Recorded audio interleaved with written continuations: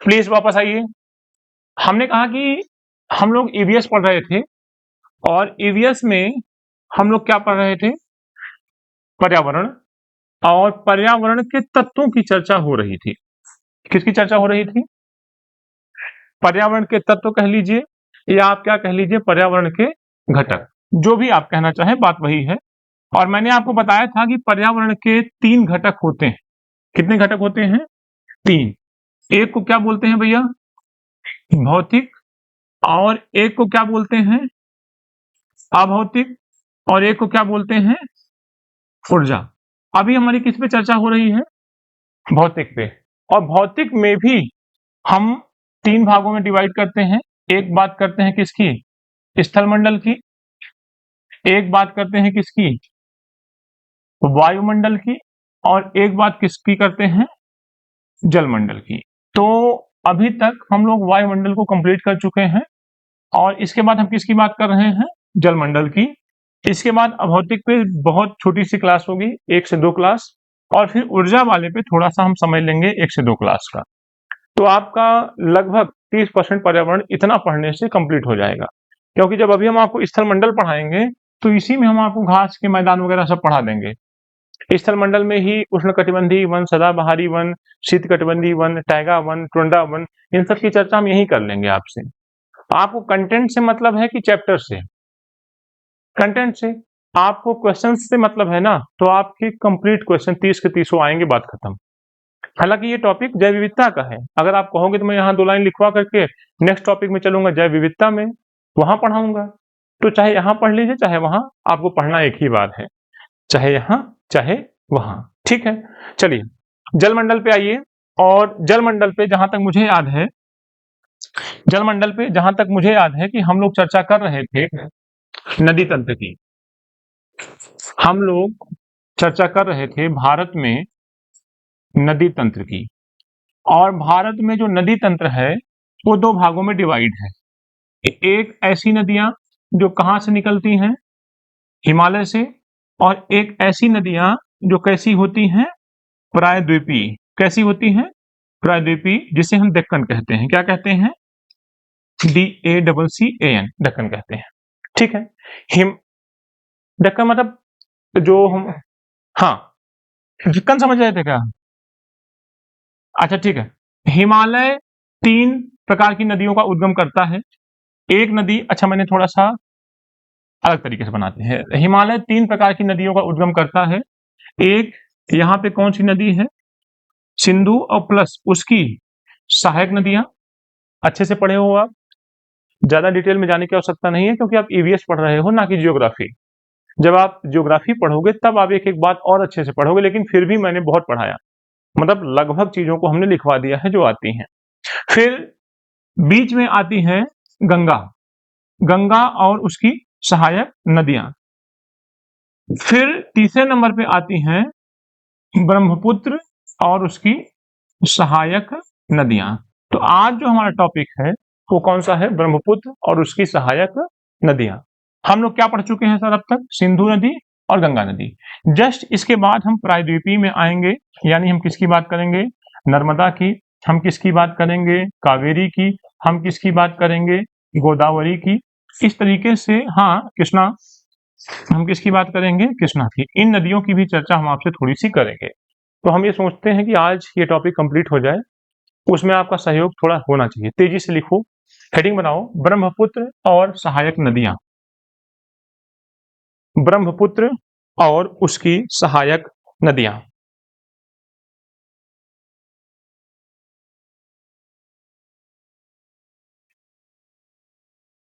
Done. एक आपको व्याकरण की बात बताऊं, ये केवल एक ऐसी नदी है जो किसी पुरुष के नाम पर, ये केवल एक ऐसी नदी है जो किसके नाम पे है? केवल पुरुष के नाम पे, ब्रह्मपुत्र। तो ठीक है, बाकी सारी जो नदियां हैं वो फीमेल में, गंगा, यमुना, जो भी कह लीजिए आप खुद ही चेक कर सकते हो। एक ऐसी नदी है जो किसके नाम पे है? मतलब पुरुषवाचक है ये ब्रह्मपुत्र नदी। ठीक है, लिखिए, ब्रह्मपुत्र का उद्गम, ब्रह्मपुत्र का उद्गम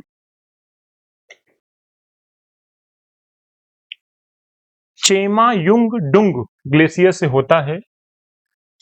हाँ, चेमायुंगडुंग ग्लेशियर से होता है। CHEMA, चेमा,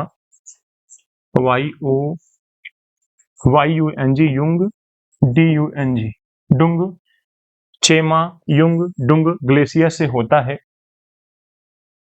जो तिब्बत में स्थित है। जो तिब्बत में स्थित है।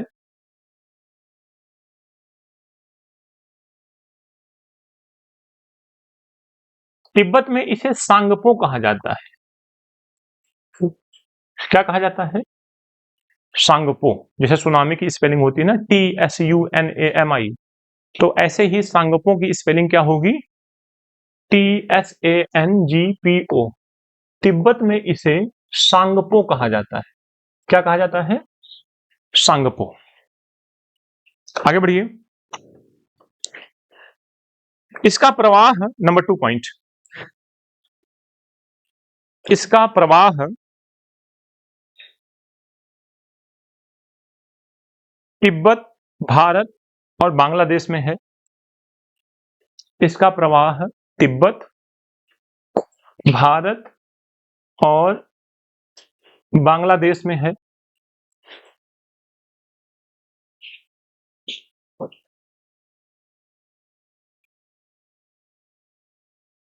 ठीक है। यह पूर्व की ओर बहती है। यह पूर्व दिशा की ओर बहती है।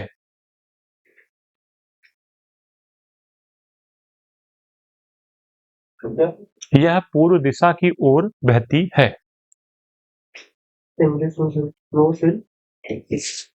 Eastern side.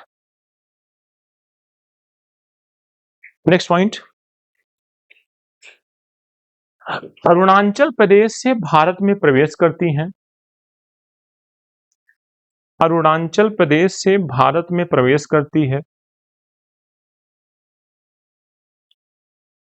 जहां इसे दिहांग कहा जाता है। क्या कहा जाता है? दिहांग। अरुणाचल प्रदेश से भारत में प्रवेश करती हैं, जहां इसे दिहांग कहा जाता है। जहां इसे दिहांग कहा जाता है। याद रखना, ब्रह्मपुत्र के सबसे ज्यादा बदलते हुए नाम हैं। इसलिए अगर आप इतना ही पढ़ लोगे एग्जाम के लिए कि ब्रह्मपुत्र का नाम कहां कहां बदलता है, तो आप समझ जाओगे कि क्या कैसे क्वेश्चन आ रहा है। अब सोचिए, जैसे ही भारत में प्रवेश की, क्या नाम हो गया? दिहांग।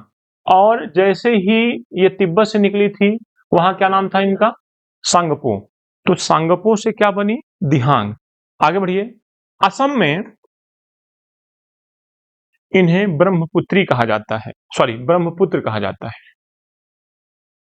असम में इसे ब्रह्मपुत्र कहा जाता है। असम में इसे ब्रह्मपुत्र कहा जाता है।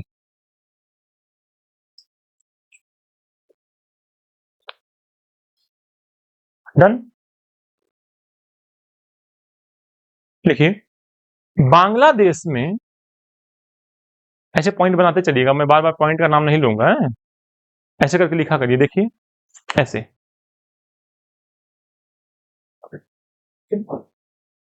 ऐसे करके लिखते चला करिए, ठीक है? नंबरिंग से आपका दिमाग डिस्टर्ब ना हो, नंबरिंग मत करिए, कोई बुलेट बनाइए और लिखते चलिए। लिखिए, बांग्लादेश में इन्हें या इसे जमुना कहा जाता है। यमुना नहीं, जमुना, JAMUNA। बांग्लादेश में इसे जमुना कहा जाता है।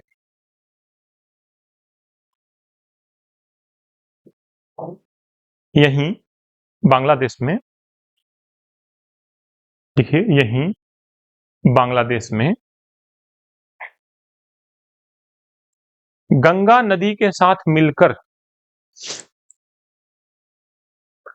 गंगा नदी के साथ मिलकर, यहीं बांग्लादेश में गंगा नदी के साथ मिलकर विश्व का सबसे बड़ा डेल्टा विश्व का सबसे बड़ा डेल्टा सुंदरवन डेल्टा का निर्माण करती है। विश्व का सबसे बड़ा डेल्टा सुंदरवन डेल्टा का निर्माण करती है। और अंत में BOB बे ऑफ बंगाल में गिरती है। और अंत में BOB बे ऑफ बंगाल या बंगाल की खाड़ी में जाकर गिरती है।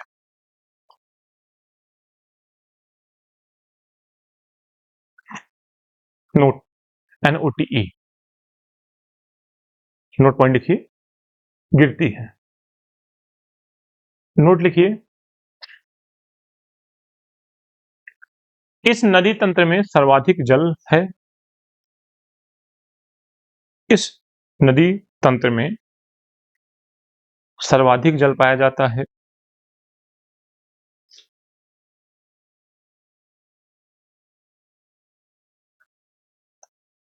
असम में बाढ़ का प्रमुख कारण है। असम में बाढ़ का प्रमुख कारण है।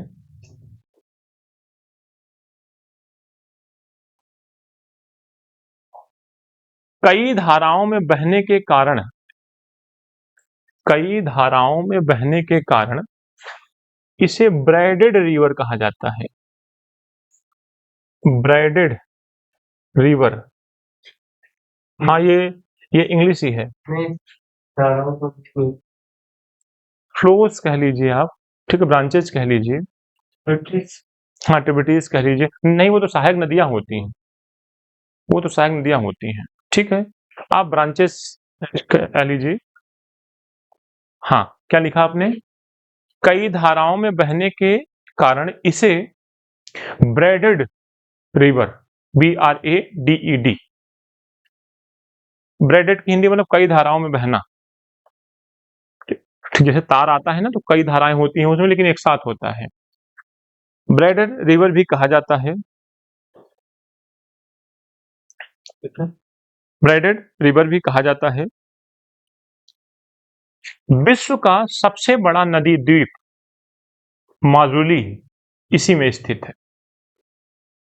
विश्व का सबसे बड़ा नदी द्वीप, रिवर आइसलैंड, माजुली, इधर देखिए, मंजुलिका नहीं, माजुली द्वीप यहीं स्थित है।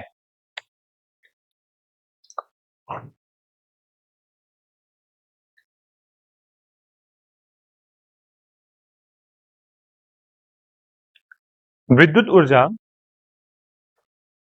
विद्युत ऊर्जा उत्पादन के लिए प्रमुख नदी है। विद्युत ऊर्जा उत्पादन के लिए प्रमुख नदी है।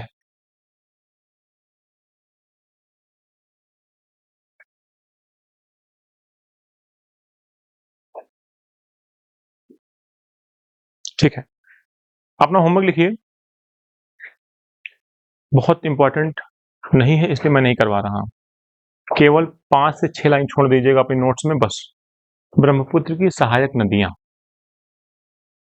ब्रह्मपुत्र की सहायक नदियां लिख के आप छोड़ दीजिए और घर पे गूगल कर लीजिएगा, 5-6 हैं, उनके नाम लिखना है बस, ना कोई उद्गम ना कोई बहाव। तो वो भी नाम भी नहीं लिखोगे, तुम होमवर्क नहीं करोगे तो भी चलेगा, लेकिन मैं अपनी तरफ से आपको कह दे रहा हूं कि आप एक, मतलब मैं आपको होमवर्क वही देता हूं जो बिल्कुल एकदम लो होता है, बाकी जितनी महत्वपूर्ण चीजें हैं वो मैं आपको पढ़ा देता हूं, ठीक है। तो थोड़ा सा मैं आपकी उत्सुकता को भी देखना चाहता हूं कि आप होमवर्क करते हो कि नहीं। तो एक होमवर्क है कि आपको 6 नदियां हैं, तो सहायक नदियों के नाम आपको लिख के आना है ब्रह्मपुत्र की। आगे बढ़िए, देखिए, हेडिंग बनाइए, प्रायद्वीपीय नदियां। हेडिंग बनाइए, प्रायद्वीपीय नदियां, पेनिसुलर रिवर्स, प्रायद्वीपीय नदियां, इनको क्या बोलते हैं? Peninsular reverse. ओके, बताइए, अगर कुछ देर के लिए इसे हम भारत मान लें और इस गोले में अगर मैं भारत को आपको दिखाऊं, अभी तक जो आप पढ़ रहे थे वो कौन से रिवर पढ़ रहे थे? नॉर्थ की। अब आप कहाँ की पढ़ने चल रहे हो? दक्कन की। और दक्कन के साथ साथ किसकी? साउथ की। आप जब भी हिस्ट्री पढ़ोगे, जब भी ज्योग्राफी पढ़ोगे, जब भी पॉलिटी पढ़ोगे, जब भी आप इकोनॉमिक्स पढ़ोगे, पूरे भारत को 3 ही भागों में बांटा जा सकता है। एक कौन सा? नॉर्थ इंडिया, सॉरी गोले के अंदर गोला नहीं। एक क्या? North India. एक कौन सा इंडिया? दक्कन इंडिया। और एक कौन सा? South India. ठीक है, आप ज्योग्राफी पढ़ रहे हो, रिवर पढ़ रहे हो, तो रिवर्स में भी आपको 3 प्रकार से पढ़ा जाएगा। क्या?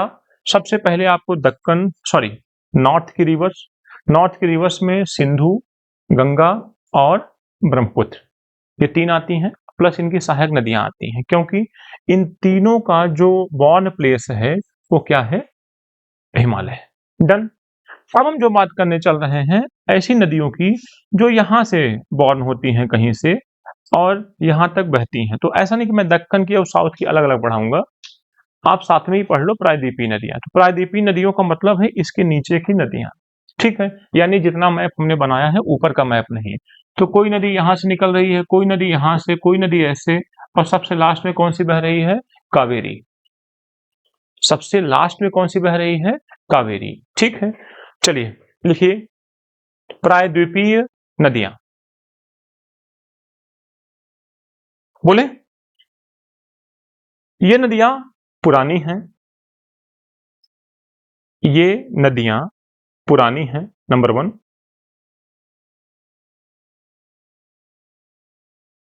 इनके रास्ते स्थिर होते हैं, इनके रास्ते स्थिर होते हैं।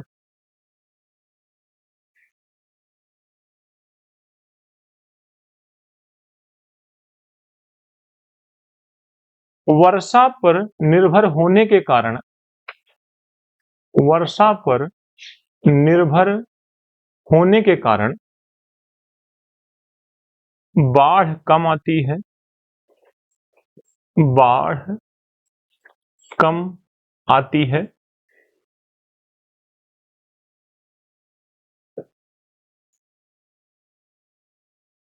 प्रमुख विशेषता यह है कि,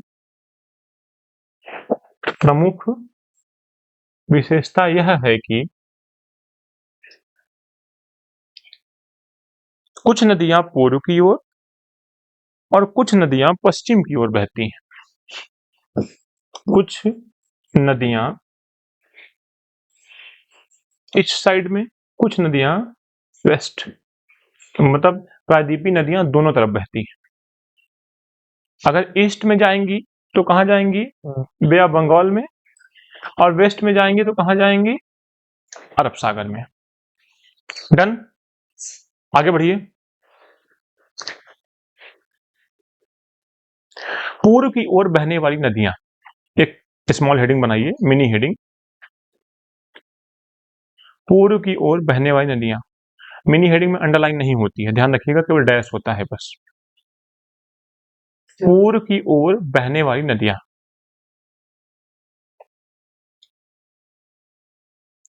देखिए ये नदियां लंबी होती हैं और डेल्टा बनाती हैं। ये नदियां लंबी होती हैं और डेल्टा बनाती हैं।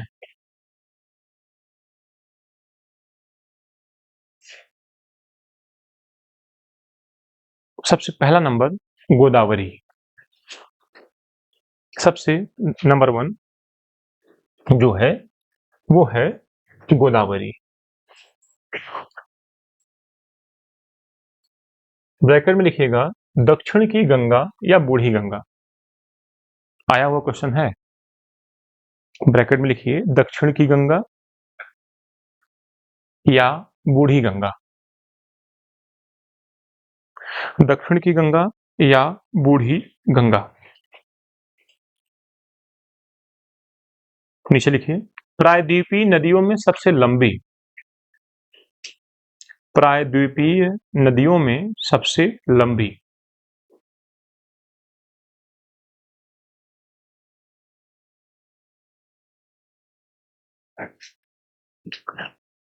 उद्गम है त्र्यंबकेश्वर। त्र्यंबकेश्वर नाम सुना होगा ना आप लोगों ने? उद्गम है त्र्यंबकेश्वर।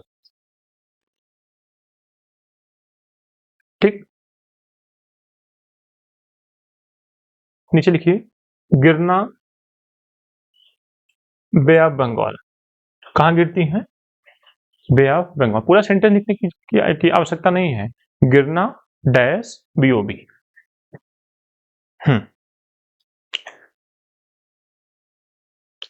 सहायक नदियां,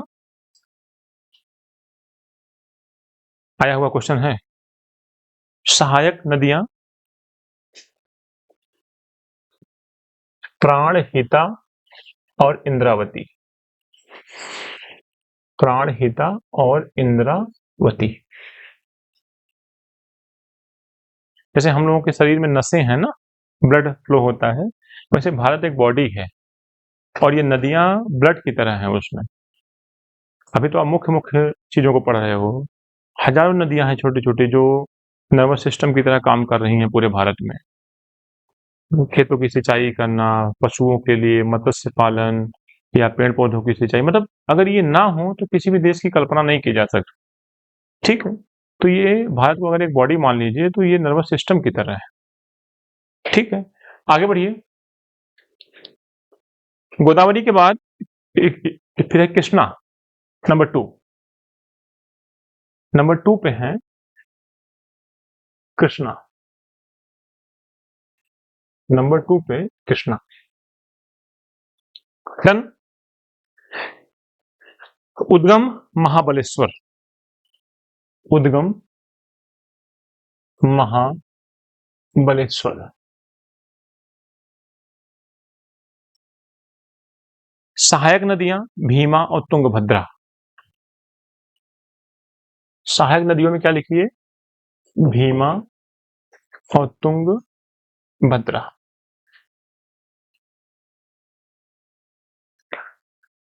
आप लोग हिस्ट्री थोड़ा बहुत पढ़े हो कि नहीं? थोड़ा बहुत। क्या आपने विजयनगर और बहमनी का नाम सुना है? हम्पी तो विजयनगर की राजधानी थी। भीमा के बाद है तुंगभद्रा। आइए मैं आपको थोड़ा सा बताता हूँ, थोड़ा सा बताऊंगा बस, ज्यादा नहीं। दक्कन में हसन गंगू बहमन शाह ने बहमनी साम्राज्य की स्थापना की। आई थिंक अगर मैं सही हूं तो 1347 में। कब की? 1347 में। और हरिहर और बुक्का ने साउथ में विजयनगर की स्थापना की। क्या नाम था? हरिहर और बुक्का, 2 भाई थे। और कब किया? 1336 में। और आपको पता है कि इस समय नॉर्थ में दिल्ली में कौन सा वंश था? तुगलक। तुगलक वंश। और शासन में कौन था? मोहम्मद बिन एम्बिटी, मोहम्मद बिन तुगलक। आप देखो कि अगर आप कभी कंपैरिजन हिस्ट्री पढ़ो, कभी आप कंपैरेटिव हिस्ट्री पढ़ो, तो कितना आसान हो जाता है चीजों को समझना कि वर्ष या समय एक वर्ष की बात नहीं है, लगभग 10-20 सालों की बात मैं कर रहा हूं, एक टाइम पीरियड की बात कर रहा हूं कि दिल्ली में कौन सा वंश चल रहा है? तुगलक। कौन सा वंश समाप्त हुआ है? खिलजी। खिलजी से पहले कौन था? गुलाम। अब इस तुगलक के बाद कौन आएगा? सैयद। सैयद के बाद कौन आएगा? लोधी। अगर जान ही रहे तो पूरा जानो। इन पांचों को हम डीएस कहते हैं। इन पांचों को हम क्या कहते हैं? दिल्ली सल्तनत। और इस दिल्ली सल्तनत को आप 1206 से 1526 तक देख सकते हो। और इसी जगह पे, इसी नॉर्थ में ही अभी मुगल आएंगे जो 1526 से 1857 तक रहेंगे। ऑफिशियली कहां तक रहेंगे? 1857 तक। अब इन मुगलों को 3 भागों में पढ़ाएंगे हम आपको, अगर बताएंगे तो। क्या पढ़ाएंगे सर? 1526 से 1707 तक, 1707 तक एक समय होता है जिसमें बाबर से लेकर के औरंगजेब तक है। डन। फिर उसके बाद 1707 से जब औरंगजेब की डेथ होती है तो लगभग अब्दाली के युद्ध तक, नादिर शाह का आक्रमण और अहमद शाह अब्दाली का आक्रमण 1750 तक, लगभग ये 50 साल आप पढ़ोगे, लगभग 40 साल। उसके बाद 1700, या आप ऐसे कह लो 1750 मत कहो, 1757 कह लो, प्लासी के युद्ध तक। ठीक है। अब 1757 के बाद मतलब मुगल मर चुके हैं, वो बचे ही नहीं हैं, नाम मात्र के मुगल। ठीक है। तो तीसरा है 1757 से 1857 की क्रांति तक। 1857 की क्रांति में जो नेता बनेगा वो कौन बनेगा? बहादुर शाह सेकंड। ये जफर के नाम से कविताएं लिखता था, तो इसको जफर भी बोला जाता है, बहादुर शाह जफर। इसके दो पुत्र थे, एक नाती, एक पोता था, जिसको हटसन, किसने? हटसन ने लाल किले के दीवार पे ऐसे लगाया तीनों को, और तीनों को गोली मार दी, और इनको उठा करके रंगून भेज दिया, जहां 1862 या 63 में इनकी डेथ हो गई, 63 में। तो मेरे कहने का मतलब कि आप जगह पहचानो कि उस जगह में हुआ क्या था। ये वही जगह है जहां दिल्ली सल्तनत थी, फिर वही जगह होगी जहां मुगल आएंगे, ये वही जगह होगी जहां मुगलों का अंत होगा। क्या कभी जमीन बदल गई है क्या? क्या कभी मतलब जो साम्राज्य था वो बदल गया है क्या? नहीं। क्या कभी जनता बदली है क्या? नहीं। राजा वर्ग बदलता था। जनता पहले भी खेती करती थी, आज भी खेती करती है। गांव में जाके देखिए आप, जो खेत जहां था वहीं है, बस कोई हाईवे गुजर गई है, कोई बागवानी लग गई है, 1 इंच भी जमीन पहले से कम नहीं हुई है भारत की। यही क्षेत्रफल पहले भी था और आज भी है। ठीक है। लेकिन आपको कंपैरेटिव स्टडी कभी नहीं करवाया किसी ने, कि जब तुगलक वंश चल रहा था उसी समय बहमनी था, और जैसे ही दिल्ली का पतन हुआ, यानी लोदियों का पतन हुआ, ऐसे ही बहमनी 5 भागों में टूट गया। अहमदनगर, गोलकुंडा, बीदर, बरार और बीजापुर, ये 5 भागों में टूट गया। विजयनगर, हरिहर बुक्का, फिर देवराय, नहीं, हरिहर बुक्का, हरिहर द्वितीय, फिर देवराय प्रथम, देवराय द्वितीय। इसमें 4 वंशों ने शासन किया विजयनगर में, संगम, सालू, तुलु, आरबिडू। जैसे दिल्ली में कौन कौन किया? गुलाम, खिलजी, तुगलक, सैयद, लोदी, इसमें 5। ऐसे ही विजयनगर में 4, संगम, सालू, तुलु। संगम, सालू, तुलु और आरबिडू। इसमें सबसे क्रांतिकारी राजा था तुलु का, जिसका नाम था कृष्णदेव राय।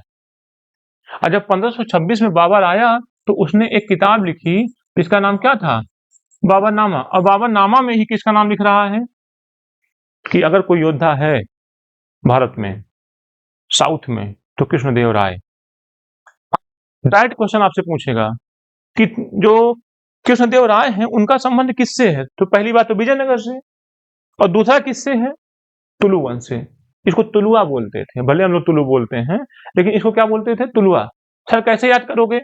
गुलाम, खिलजी, तुगलक, ऊपर भी त से और नीचे भी तीसरे नंबर पे त, तुलुआ वंश से। क्या मेरी बात आपको समझ में आ रही है? सर आप अचानक इधर कैसे आ गए? कोई छाया पड़ी कि दिमाग डैमेज हुआ? अचानक कैसे इधर आ गए? कोई पॉइंट मुझे मिला जो मैं इधर आने पे मजबूर हुआ, कि बहमनी और विजयनगर इस क्षेत्र के लिए हमेशा लड़ते रहे और मर गए, इस क्षेत्र के जहां मैंने वाइट किया है। और यही क्षेत्र है कृष्णा और तुंगभद्रा का दोआब, एक तरफ से कृष्णा और एक तरफ से तुंगभद्रा। इस एरिया को जो प्राप्त कर लेगा वो समृद्ध हो जाएगा।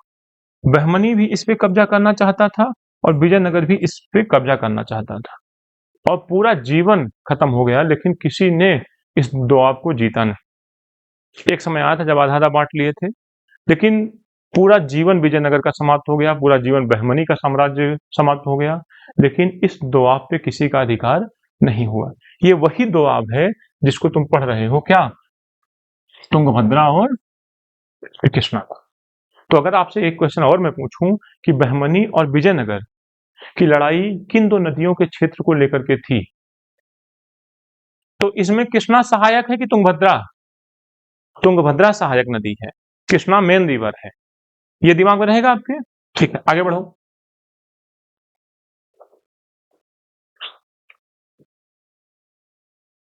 तीसरी हेडिंग बनाइए, कावेरी। तीसरी हेडिंग बनाइए, कावेरी। उद्गम लिखिए ब्रह्मगिरी की पहाड़ियां। उद्गम लिखिए ब्रह्मगिरी की पहाड़ियां। ब्रह्मगिरी की पहाड़ियां। अच्छा, आप लोगों ने कुछ स्प्रे कभी कभी लगाया होगा, परफ्यूम लगाया होगा, जो हाँ कभी कभी लगाते हो। गरीब हम लोग हैं, रोज थोड़ी ना लगाते हैं। अब तुम लोग अमीर हो तो अलग बात है, जिसकी जॉब वो लग जाती है वो रोज लगाता है। नहीं हम लोग 100-150 वाला फॉग ले लिए, कोबरा ले लिए, ये कोई परफ्यूम है क्या? ये बचा हुआ नीचे जो गिरा रहता है, ऐसे रुई से लेकर के भर देते हैं। ले जाओ लगाओ। असली परफ्यूम 10-5 हजार के छोटे से आते हैं, 20 हजार 25 हजार के, वो उसकी बात कर रहा हूँ। ये जो आजकल चल रहा है ये सब नहीं, ये सब टीने में भरा हुआ लिक्विड है। ये परफ्यूम नहीं है। हाँ हाँ, बहुत एक्सपेंड ना करो, ये सब छोड़ देंगे लगाना, है ना। तो मेरे कहने का मतलब है कि जैसे आप लगाते हो, प्लीज लिसन, जैसे आप लगाते हो, जब भी मैं कोई फालतू बात करूंगा तो उस फालतू बात का भी एक उद्देश्य होगा। ठीक है, मैंने अपने आप को ऐसे ही डेवलप किया है कि तुम अपने घर को भूल के कुछ देर के लिए हम ही को सब कुछ, हे प्रभु, हे आत्मा, हे भूत प्रेत, है ना, सब कुछ तुम मान लो है। लेकिन तुम सीखोगे जरूर। कुछ अच्छे परफ्यूम होते हैं जो आप लगा लो और नहा धो लो तो भी 2-3 दिन तक कपड़े में महक आती रहती है। ठीक है, ये मुगल वही परफ्यूम है। ये खत्म हो गए हैं कब? लेकिन ये 57 से ये महक रहे हैं, है नहीं? ये महक रहे हैं। हाँ, कुछ थे यहाँ, लगे थे। अंग्रेजों ने इनको 100 साल में बिल्कुल रगड़ रगड़ के रिन साबुन से 1857 में इनकी महंगाई खत्म कर दी। आगे जाओ। जो महक थी, देखो, मेन सीसी तो यहाँ थी जो ये खरीद के लाए थे मध्य एशिया से। ठीक है, जैसे कभी कभी परफ्यूम खत्म हो जाता है तो उसको हम लोग हिला उला करके थोड़ा सा बचा है, एक आध दो स्प्रे, या कभी कभी सीसी फोड़ के उंगली से, है ना। ये काम वही है। मेन परफ्यूम तो यही खत्म हो गया था, औरंगजेब सब लगा हुआ के मर गया था। ये थोड़ा सा बचा हुआ, और इन्हीं बचा हुआ का थोड़ा सा महकता हुआ। तो अंग्रेजों ने कहा इतना बड़ा मुगल साम्राज्य है जो 150 सालों में खत्म हुआ। आप सोचो कि औरंगजेब के मरने के बाद मुगल खत्म हो गए, लेकिन उनका जो प्रभाव था, 1.25 लाख सेना थी, उसको खत्म करने में कितने साल लग गए? 150 साल। आपको पता होना चाहिए कि औरंगजेब के पास 21 सूबा था। कितने सूबे? 21 सूबे, मतलब राज्य। क्या नहीं था ये पढ़ लो बस। अब तुम पढ़ोगे गुरुजी 21 बताओ हमको, इतने विद्वान हो तो। दो तरीके होते हैं ना, कि हम तुमसे पूछे क्या खाते हो, तुम इतनी बड़ी लिस्ट दे दो, या हम तुमसे पूछ रहे क्या नहीं खाते हो, तो हम वो नहीं बनवाएंगे अपने घर पे। तो तुम ये जान लो क्या नहीं था औरंगजेब के पास। ना तो केरल था, ना तो तमिलनाडु था, ना तो असम था, ना तो कश्मीर था। इतना छोड़ करके आज का जितना भारत है वो सब औरंगजेब का है। मतलब 4 राज्यों को छोड़ दीजिए, सबसे नीचे केरला और तमिलनाडु, और इधर आ जाइए असम, और ऊपर चले जाइए, इतना छोड़ दीजिए तो बाकी पूरा साम्राज्य औरंगजेब के एडमिनिस्ट्रेशन में आता था। 21 सूबे, और 21 सूबों को उसने 2 भागों में बांटा था, एक नॉर्थ और एक साउथ। हम लोग कितने बांटे हैं? 3। उसने कितने में बांटा था? 2। और 25 साल यहां शासन किया, और 25 साल अपने जीवन का अंत कहां किया? दक्कन में। टोटल कितने साल शासन किया है? हाँ, वो बैठा है 1500, ना कहां चले जा रहे हो, 1658 से 1707, 1707 तक। आप निकालोगे तो लगभग 49 साल आएगा, 50 साल। तो आपको इतिहास रटना नहीं है सर, आपको पढ़ना है और पढ़ के समझना है कि क्या चलता था उन दिनों। आप बाबर, हुमायूं, अकबर, जहांगीर, शाहजहां, औरंगजेब, फिर हम पूछे उल्टा बताओ। हाँ सर, उल्टा बताओ ना। कौन बताएगा उल्टा मुझे? क्या? औरंगजेब के बाद, औरंगजेब पहले कौन आया? उसके पहले शाहजहां, पहले अकबर। समझ, जो समझा होगा वो उल्टा भी बता लेगा, जो केवल पढ़ा होगा वो केवल सीधा बता पाएगा। छोटे बच्चों को देखिए, आप उनसे एबीसीडी पूछिए, पूरा सुना देंगे। कल उल्टा सुनाओ, नहीं सुना पड़ेगा, क्योंकि उल्टा का मतलब ही होता है समझ। और जब तक तुम उल्टा नहीं पढ़ सकते, जैसे रीजनिंग में देखो, रीजनिंग में लेटर को उल्टा बनाते हैं कि अगर यू की आकृति पानी में देखी जाए तो निम्नलिखित में से कौन सा चित्र दिखेगा। ले, हम तो केवल यू देखे थे, ये पानी में कर दिया, अब बताओ। वो ऐसे बना देगा, तो तुम तुरंत पानी मांगने लगोगे कि गुरुजी एक गिलास पानी पिलवा दो, और ये क्वेश्चन हमसे होगा नहीं। जबकि कितना सामान्य सा प्रश्न है कि यू को अगर पानी की आकृति में देखा जाए तो कैसे दिखेगा, ऐसे उल्टा, ऊपर ऐसे रखा जाए और पानी की आकृति में देखा जाए। ये वही कर, हमें भी नहीं पता, मुझे उदाहरण पता है। अब मुझसे न पूछो गुरुजी उत्तर बताओ पहले, है ना। मैं एक उदाहरण समझा रहा हूं कि रीजनिंग का मतलब ही होता है समझ, और रीजनिंग के क्वेश्चंस वही कर सकता है जिसके अंदर ये विकसित हो, जो जानता हो कि उल्टा सीधा, दाएं बाएं, ऊपर नीचे, ये लेटर कैसा दिखेगा। और हमने क्या पढ़ा है, केवल यू कैसे बनता है। तो समझदार कौन? जो रीजनिंग के क्वेश्चंस कर पाएगा वो समझदार ना। इसलिए सुपर टेट में जब आप जाओगे तो 10 क्वेश्चन या 5 क्वेश्चन तुम्हें रीजनिंग के मिलेंगे, क्योंकि वहां थोड़ी समझदारी चाहिए। बैंक वगैरह में हचक के समझदारी चाहिए। तो बैंक में कितने क्वेश्चन पूछता है और सुपर टेट में कितना पूछता है, और उसमें भी कई तो सही होता है, 4 तो गलत। तो बताओ, 10 का था, 5 का? 5 का ही आता होगा। कंप्यूटर और रीजनिंग शायद 5-5 नंबर के आते हैं। ठीक है, आइए, तो कहां तक पहुंचे सर? कावेरी। उद्गम कहां लिखे? ब्रह्मगिरी की पहाड़ियां। ठीक है, देखिए, प्रसिद्ध जलप्रपात शिव समुद्रम इसी में स्थित है। प्रसिद्ध वाटरफॉल, जलप्रपात शिव समुद्रम, शिव समुद्रम यहीं स्थित है।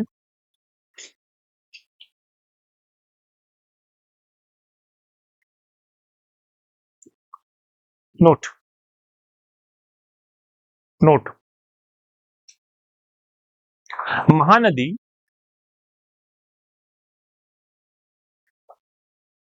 का उद्गम सिहावा पर्वत है। क्या है? सिहावा पर्वत, ब्रैकेट में उड़ीसा। सिहावा पर्वत है, ब्रैकेट में क्या लिखोगे? उड़ीसा। ठीक है, अभी तक आपने जितनी भी नदियों का नाम लिखा, कितनी नदियों का नाम लिखा जरा बताइए मुझे फटाक से। 3 नदियां, कौन कौन सी? कावेरी, गोदावरी,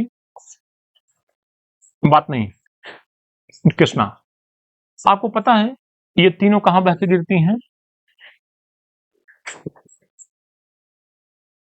ठीक है, अब आप कौन सी नदियां पढ़ने चल रहे हो जो कहां बहती हैं? अरब सागर में। देखिए, पश्चिम में बहने वाली नदियां, पश्चिम की ओर बहने वाली नदियां, towards the western side, towards the western side.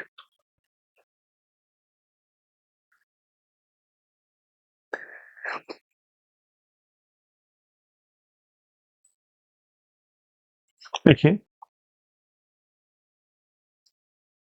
Narmada,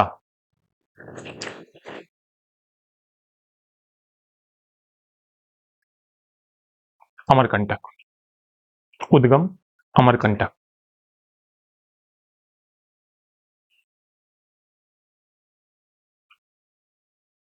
next, Tapti नदी। ताप्ती नदी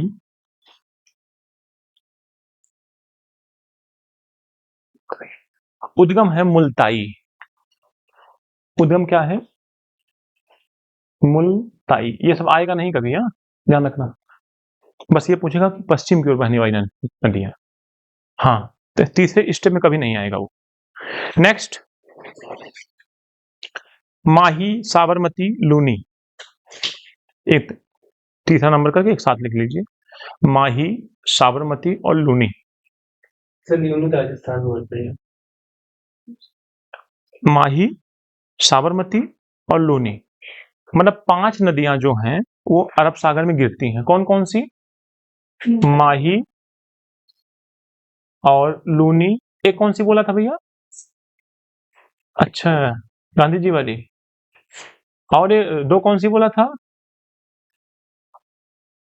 और कौन सी? ताप्ती।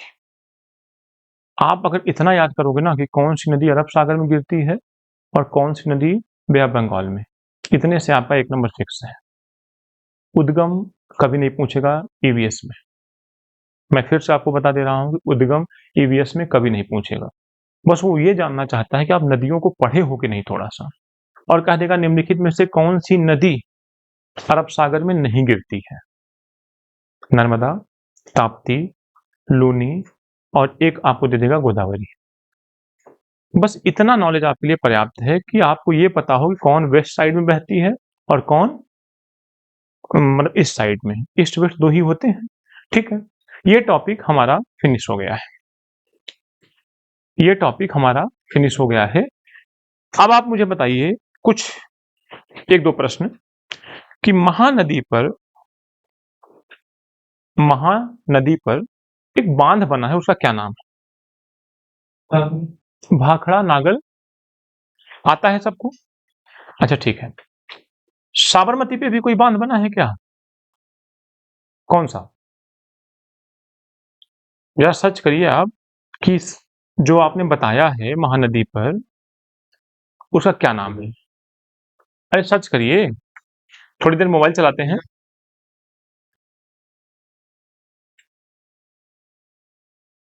बोलना नहीं चाहिए था। जब भी मैं आपसे कहूं सर्च करो तो इसका मतलब मैं आपको कुछ सिखाना चाहता हूं।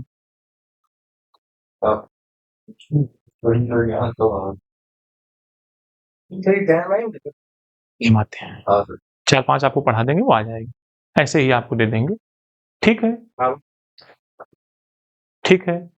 आप 2 मुझे बताइए, एक बताइए हीराकुंड, नोट करिए, और एक बताइए भाखड़ा नागल।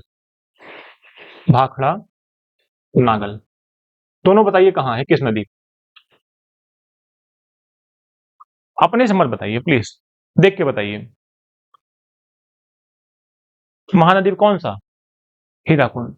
यानी ये हमारा है महानदी पर, हीराकुंड। ठीक है, और ये है कहाँ? उड़ीसा। बस बेटिया, संबलपुर नहीं, वो बहुत अंदर चली गई। आप इतना कभी नहीं पूछेगा, वो चौथा स्टेप हो गया।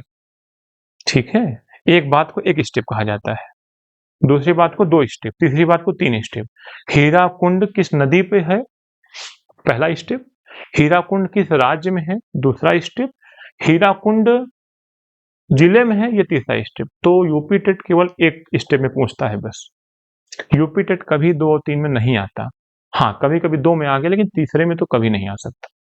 वो 2 ही चीज पूछेगा कि हीराकुंड किस राज्य में, हीराकुंड किस नदी में। ठीक, आइए भाखड़ा नागल बताइए। सतलुज, इसको बोलते हैं सतलुज। ठीक है, हिमाचल प्रदेश। ठीक है, एचपी लिख दीजिए या पंजाब लिख दीजिए। ठीक है, एक क्वेश्चन और बताइए मुझे, रिफ्ट वैली रिवर्स किसे कहा जाता है? रिफ्ट वैली रिवर्स किसे कहा जाता है? सीधे चली जाए, कोई डेल्टा नहीं बनाती है। इनको बोलते हैं भ्रंश। क्या बोलते हैं? भ्रंश घाटी नदियां। भ्रंश घाटी नदियां बताइए कौन कौन सी हैं? हाँ, वेरी गुड। और बस दामोदर भी है, वेरी गुड। ठीक है, थोड़ा थोड़ा हम लोग पढ़ रहे हैं, अपने ज्ञान को थोड़ा थोड़ा बढ़ा रहे हैं, बहुत ज्यादा नहीं, इकट्ठा नहीं। जिस कोर्स के लिए बैठे हैं उस हिसाब से हम लोग आगे चल रहे हैं। ठीक है, तो रिफ्ट वैली रिवर्स निम्नलिखित में से कौन सी नहीं है? दामोदर, नर्मदा, ताप्ती या माही? माही। क्वेश्चंस बहुत टफ नहीं आते हैं, अगर आप पढ़ लिए, अगर आप जान लिए चीजों को, तो फिर क्वेश्चंस करना इतना आसान। मेरा एक फ्रेंड अभी दरोगा में 143 क्वेश्चन सही किया है। किसी एक महीने की पढ़ाई नहीं है वो साल 2 साल की पढ़ाई है, और 10 मिनट पहले क्वेश्चन कर चुका था पूरे, 10 से 15 मिनट पहले।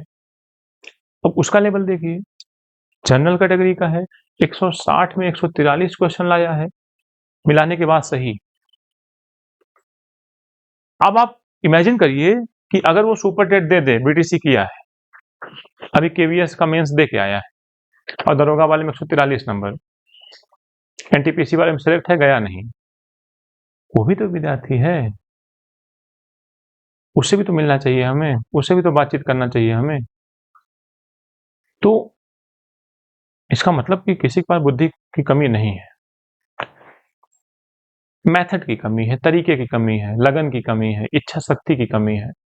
जिस दिन आपको लगेगा कि यार क्या पढ़ा रहा हूं, कुछ भी नहीं है, ये कुछ भी है ही नहीं। अगर मैं तुमसे ये कह दूं कोई अपने से एक यंत्र बनाओ चांद पे जाना है, तो ये टफ है।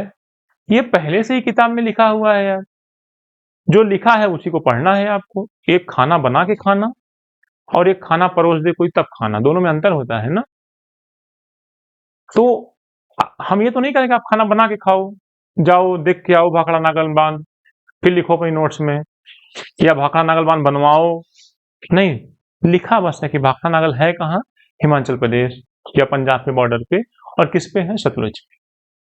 एक प्यारा सा क्वेश्चन पूछेगा, निम्नलिखित में से किस नदी पर भाखड़ा नागल परियोजना स्थापित की गई है या बनाई गई है? ठीक है, तो आप क्या लगाओगे? ये चैप्टर हमारा पूरा हो चुका है। अब आप हेडिंग बना लीजिए स्थल मंडल। जल मंडल हो चुका और वायुमंडल हो चुका। नहीं नहीं नहीं नहीं, स्थल मंडल हमेशा आप सुधार की प्रवृत्ति अपनी नोट्स में रखिए, 4-5 लाइन छोड़ दिया करिए। संविधान बनाने वालों ने ऐसे ही किया था, कितना बार संशोधन कर पाते हैं। ठीक है, आइए क्या पढ़ेंगे हम लोग? स्थल मंडल। हम लोग क्या पढ़ने वाले हैं सर? स्थल मंडल। एक क्वेश्चन और मुझे कौन बताएगा, स्वेज नहर का निर्माण कब किया गया? स्वेज नहर कहाँ है और इसका निर्माण कब किया गया? निकालिए मोबाइल।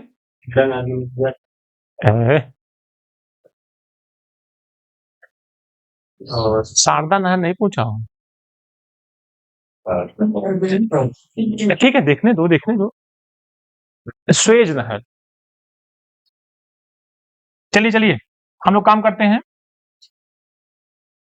आइए बताइए मुझे स्वेज नहर के बारे में एक एक लाइन। स्वेज नगर नहीं सर, स्वेज नहर और शारदा नहर। बताइए जल्दी से, 2 मिनट कुछ एंटरटेनमेंट करते हैं फिर चलते हैं। Very good, Egypt. मिस्र को ही तो बोलते हैं इजिप्ट। क्या हुआ उसका, ईरान का?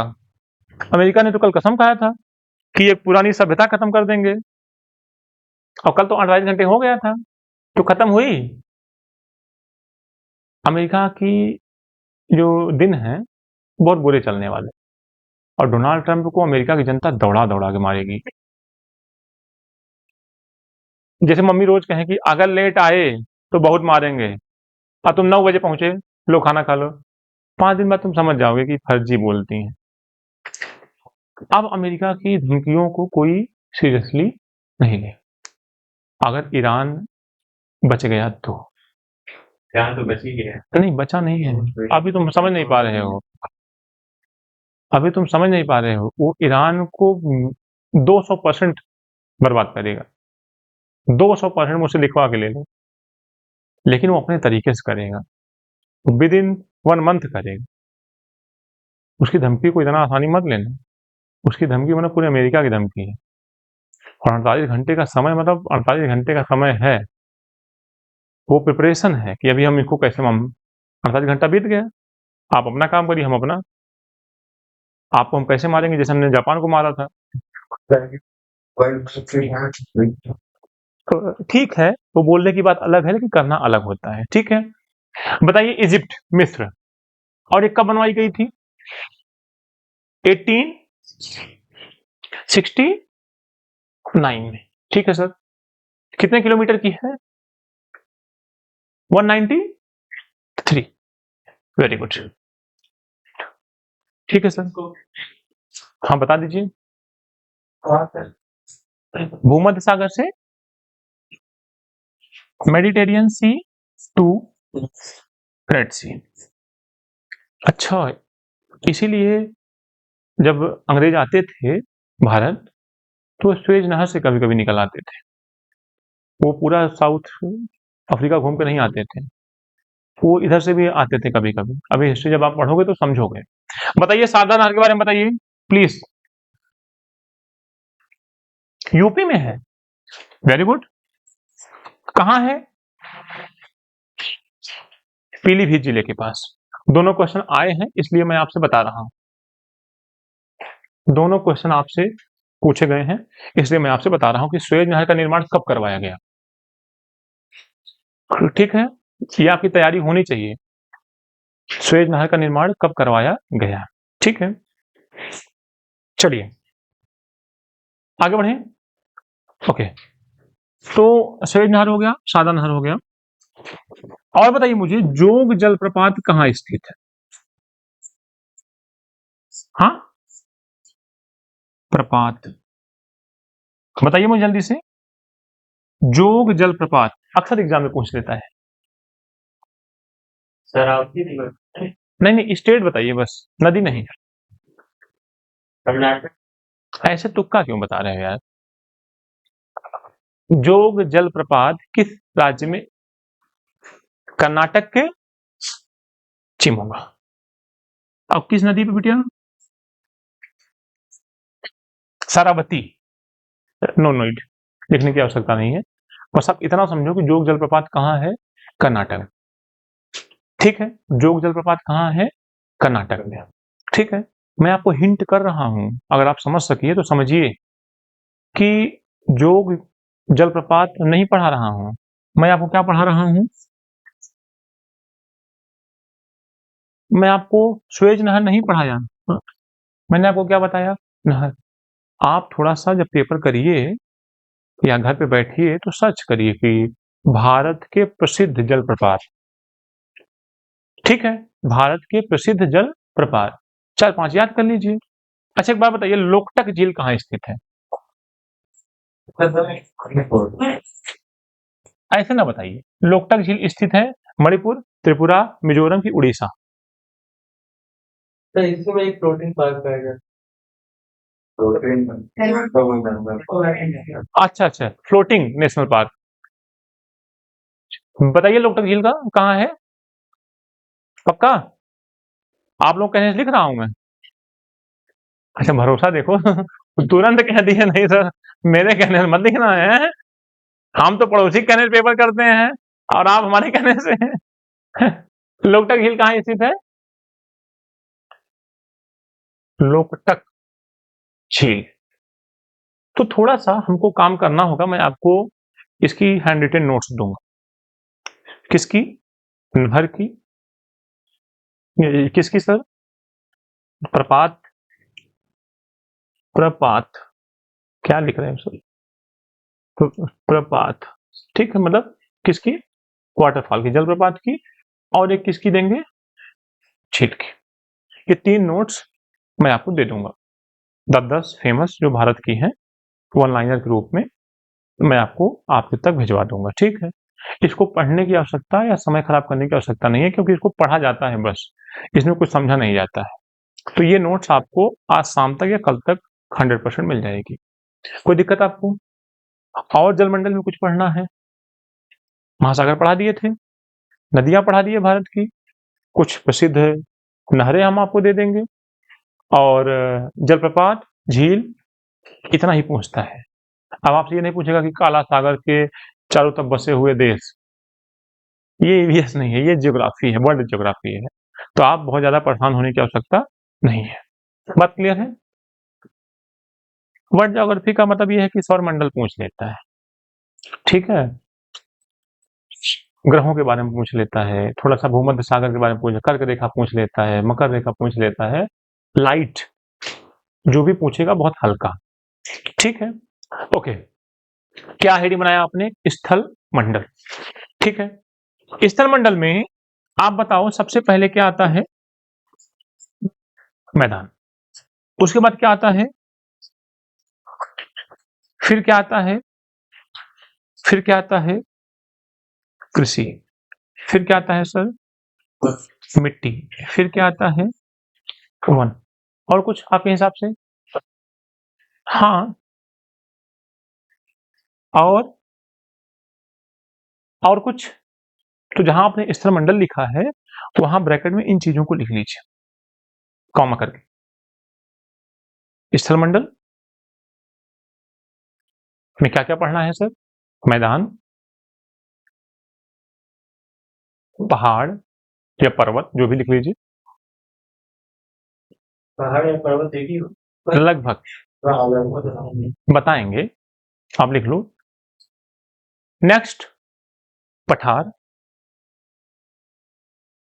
नेक्स्ट कृषि,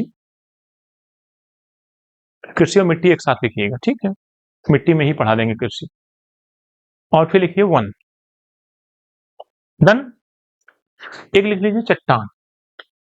आप लोग को नहीं याद आता, हमें याद आता है धीरे धीरे, ठीक है। चट्टान, आग्नेय, अवसादी, रूपांतरित, very good, so good. Rajasthan, Rajasthan कह रहा हूं रेगिस्तान, यही है, घास का मैदान, वही लिखा हूं। और एक चीज और आता है, वो भूकंप, ज्वालामुखी, वो तो अलग पढ़ाएंगे आपको, वो स्थल मंडल में नहीं है। स्थल मंडल मतलब जो स्थल मंडल पे है, ठीक है। हाँ हाँ, इसलिए मैंने कहा कि मैं अलग से पढ़ाऊंगा। एक बात बताइए मुझे कि दलदल वाले एरिया को क्या बोलते हैं? नहीं, रामसर संधि। हाँ, रामसर साइट्स आता है एग्जाम में, खूब आता है, ठीक है। तो लगभग 1 से 2 दिन में इसको हम पूरा आपको पढ़ा देंगे। 1 से 2 दिन में ये हम आपको जितनी चीजें लिखे हैं ये आपको पढ़ा देंगे, ठीक है।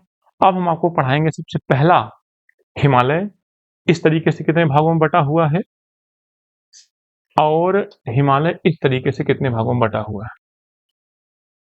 डन। तो कल मेरा टॉपिक जो होगा वो होगा हिमालय।